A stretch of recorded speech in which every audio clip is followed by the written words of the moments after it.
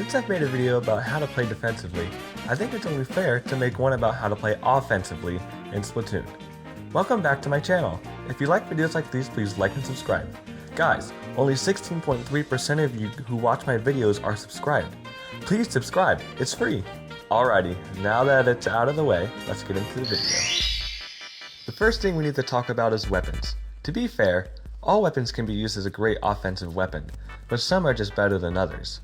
For starters, any brush is a great offensive weapon. With the brush, you can move fast and brush fast to splat enemies. For me, I would just pick the normal ink brush, which is equipped with an ink mine and ultra stamp.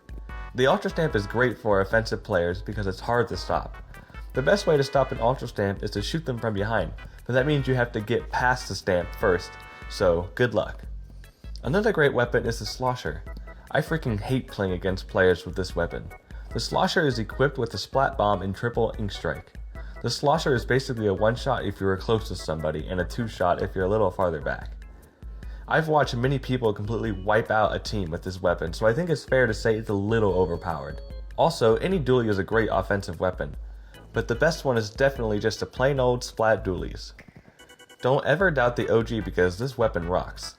The splat dualies are equipped with a suction bomb and a crab tank. With the dualies equipped, you can also move differently than everyone else. With the dualies you can sideswipe, which can be very effective when splatting enemies or evading enemies. I can tell you that trying to splat someone using dualies can be hard at times. Those are my personal best picks for offensive weapons. Now with those in mind, how should offensive players play throughout the match? The moment the match starts, offensive players are immediately going to try and get as far into the enemy side as they can and try to splat the opposing team.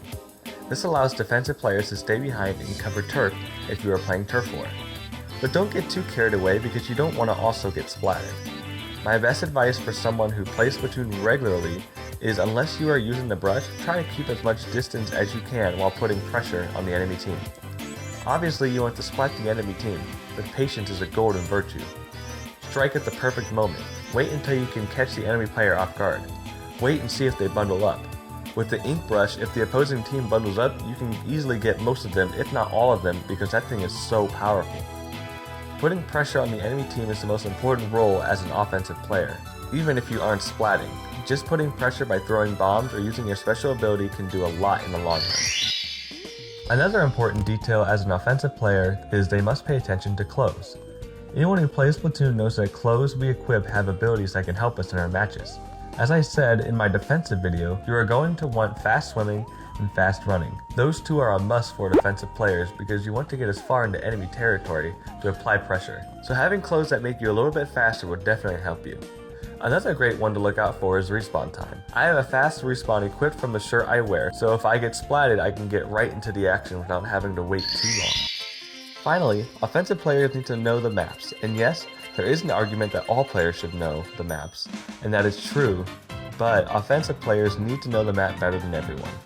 The reason is you need to know where the flanks are, how to get to the high ground, where is the best spot on the map to use your special, where am I most likely to get splatted. These are all things you need to take into account as an offensive player. How are you supposed to put pressure on the enemy team if you don't know the best spot on each map to do that? The only way to find that out is to play a bunch of games. The map switches every 2 hours, so when that switch happens, take advantage of it. Offensive players are just as crucial in Splatoon 3 as defensive players. With a few similarities, offensive players need to make sure that they put pressure on the enemy team in order to win every game. Thanks for watching. If you like videos like these, please like and subscribe. Hit that notification bell so you're notified for my newest videos. Comment below what you love about Splatoon, and as always, I hope you enjoyed.